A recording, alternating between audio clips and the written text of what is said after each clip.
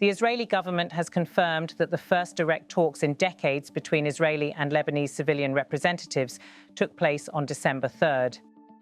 The information was released by Israel's government press office in Tel Aviv, with the formal confirmation delivered by Israeli government spokesperson Shosh Bedrosian. According to the statement, the meeting occurred inside Lebanon as part of a ceasefire monitoring mechanism established a year ago during the ongoing confrontation between Israel and the militant group Hezbollah.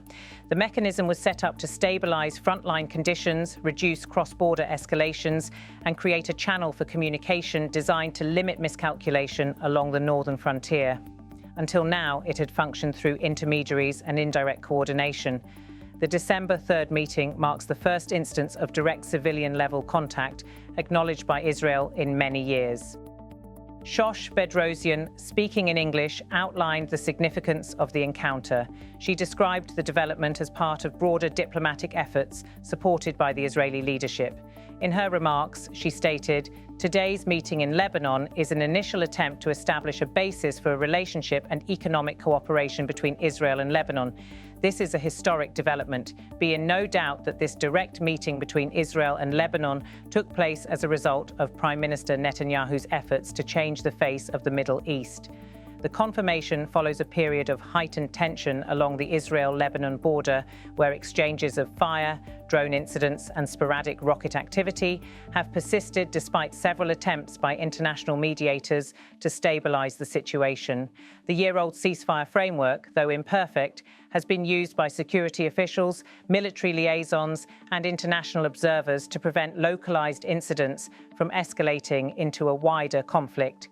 Israeli officials have previously expressed concern over Hezbollah's military capacity, the presence of advanced weapons along the border, and the risk of spillover from other regional fronts. Lebanese authorities, meanwhile, have repeatedly described Israeli activities along the Blue Line as violations of sovereignty and have urged international actors to pressure Israel to withdraw from areas that Lebanon considers disputed. Until now, bilateral communication has largely been restricted to indirect or back-channel formats, overseen by the United Nations Interim Force in Lebanon, known as UNIFIL. The meeting confirmed by Bedrosian represents an adjustment in that pattern. While details on the composition of the Lebanese delegation were not provided in the government's release, Israeli officials described the participants as civilian representatives operating within the ceasefire monitoring framework. No indication has been given regarding whether further meetings are scheduled, whether technical working groups will be formed, or whether military officials from either side will take part in subsequent discussions. The Israeli government's characterization of the talks as an initial attempt suggests that the engagement is exploratory. Analysts note that any formal process between Israel and Lebanon faces considerable obstacles. Lebanon has no formal diplomatic relations with Israel, and political factions inside Lebanon remain sharply divided over whether engagement with Israel is acceptable, even in a limited civilian or security context. Hezbollah, which holds significant political influence and maintains a large armed wing, has previously rejected any normalization with Israel and continues to define itself as a resistance force against Israeli military presence. Israel, for its part, has long insisted that stability along the northern border requires Lebanon to assert full authority over its territory and limit Hezbollah's operations. The Israeli government has linked its broader regional strategy to expanding partnerships, improving economic integration, and encouraging local confidence-building measures.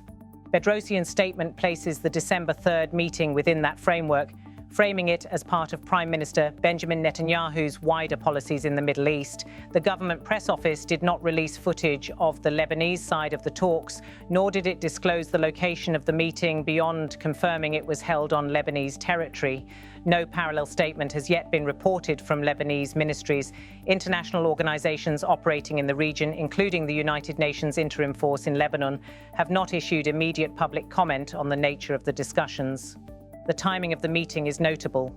It occurred amid ongoing efforts by regional and international actors to manage escalating tensions in the Middle East and prevent simultaneous crises from overlapping across borders. The Israel-Lebanon frontier has traditionally been one of the most sensitive fault lines in the region, with previous conflicts in 1996, 2000, and 2006 shaping the current security architecture. Any movement towards civilian engagement, even in a technical or limited format, represents a shift from the long-standing practice of communication only through international intermediaries.